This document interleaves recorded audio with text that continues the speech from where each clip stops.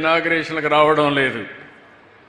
మీరందరూ పరిశుభ్రంగా ఉండాలని చెప్పడానికి ఇక్కడికి వచ్చాను. మీ మున్సిపాలిటీలో కూడా చూశాను.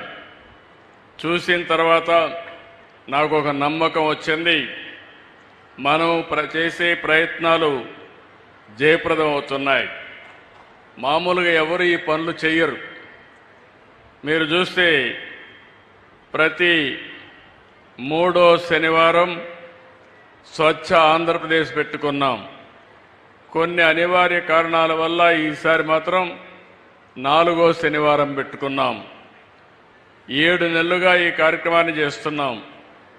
నేను చాలాసార్లు మీకు ఒక మాట చెప్పాను, స్వర్ణ ఆంధ్రప్రదేశ్ కావాలంటే ముందు మీ ఆలోచన విధానం మారాలి. ఇప్పుడే సురేష్ గారు చాలా స్పష్టంగా చెప్పారు. మనందరిలో ఒక విషయం మనం గుర్తుపెట్టుకోవాలి, మన ఇంట్లో చెత్త తీస్తాం,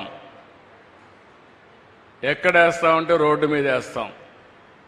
అంటే ఇల్లు మంది, ఆ రోడ్డు మాత్రం మంది కాదు.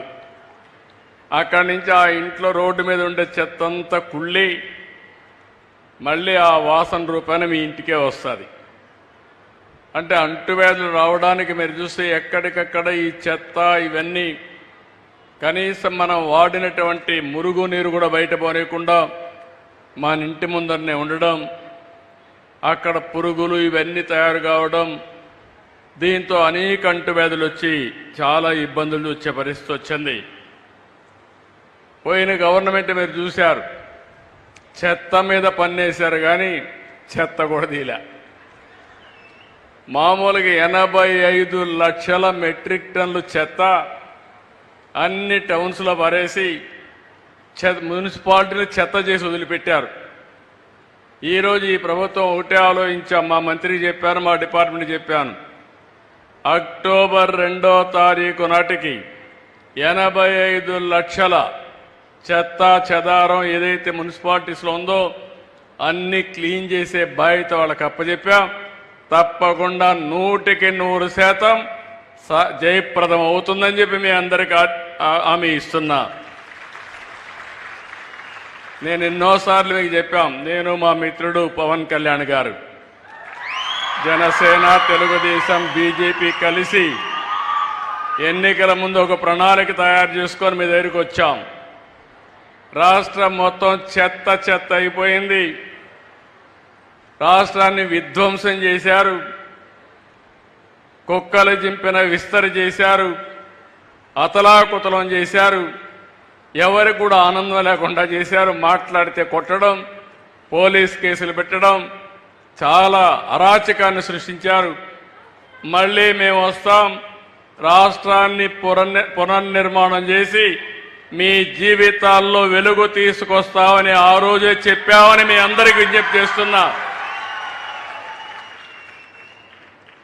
అందులో భాగంగానే ఒక పక్క సంక్షేమం, ఇంకొక పక్క అభివృద్ధి, ఈ రెండు కావాలంటే సుపరిపాలన, ఇవన్నీ కూడా పెట్టుకొని ఒక స్పష్టమైన ఆలోచన, ఎక్కడా డైవర్షన్ లేదు. నేను ఒకటే చెప్పాను, స్వర్ణ ఆంధ్రప్రదేశ్ ఒక విజన్ తయారు చేశాను. 2047కి మీ అందరికీ ఆదాయం పెరగాలి, ఆరోగ్యంగా ఉండాలి, మీరందరూ ఆనందంగా ఉండాలి, మీ ముఖాల్లో ఆనందం చూడాలని నాకు ఏకైక కోరిక. ఇది సాధించి తీరతామని మరొక్కసారి మీ అందరికీ విజ్ఞప్తి చేస్తున్నా. అయితే ఇక్కడికి వచ్చినప్పుడు నేను మన గ్రామాలన్నీ కూడా పరిశుభ్రంగా ఉండాలి, మన ఆలోచనలు కూడా పరిశుభ్రంగా ఉండాలి, స్వచ్ఛంగా ఉండాలి. నాకెప్పుడు ఈస్ట్ గోదావరి జిల్లాకు వస్తే, పాత ఈస్ట్ గోదావరి జిల్లా, అందరికంటే మంచి మనసున్న వ్యక్తులు ఈ జిల్లాలో ఉన్నారని చెప్పి కూడా నేను మీకు తెలియజేస్తున్నా. ఇప్పుడే చిన్నరాజప్ప గారి ఉపన్యాసం విన్నారు, గట్టిగా కూడా మాట్లాడు. అంటే మాటల్లో కూడా సౌమ్యం గడపడే జిల్లా, ఏకైక జిల్లా ఈ ఈస్ట్ గోదావరి జిల్లా అని చెప్పి మరొకసారి తెలియజేస్తున్నా. మంచి మనసు ఉండేవాళ్ళు. అలాంటి ఈ జిల్లాలో కూడా రౌడీజం జరిగింది. అవన్నీ గడిచిన చరిత్ర. అయితే ఈరోజు నేను ఆలోచించింది, ముందు ఇక్కడి నుంచి ప్రారంభమై చెత్తని ఏ విధంగా సంపద చేయొచ్చునో ఆలోచిస్తున్నాం. అనేక మార్గాలు ఉన్నాయి.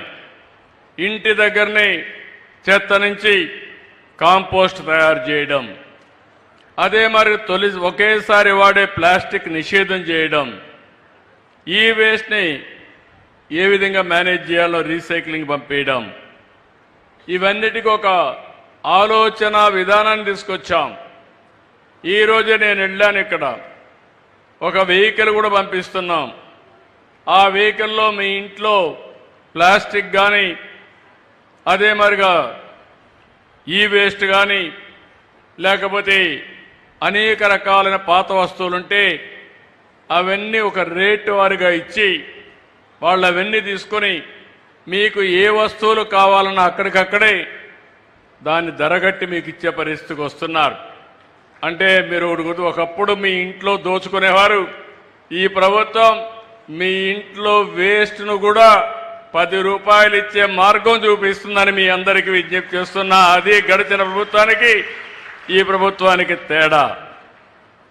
ఈరోజు పెద్దాపురంలో తొందరలోనే మన మిత్రులు చెప్పారు, 15 మెగావాట్ల సామర్థ్యంతో 330 కోట్లతో వేస్ట్ ఎనర్జీ ఈ జిల్లాలో ఉండే అన్ని మున్సిపాలిటీలు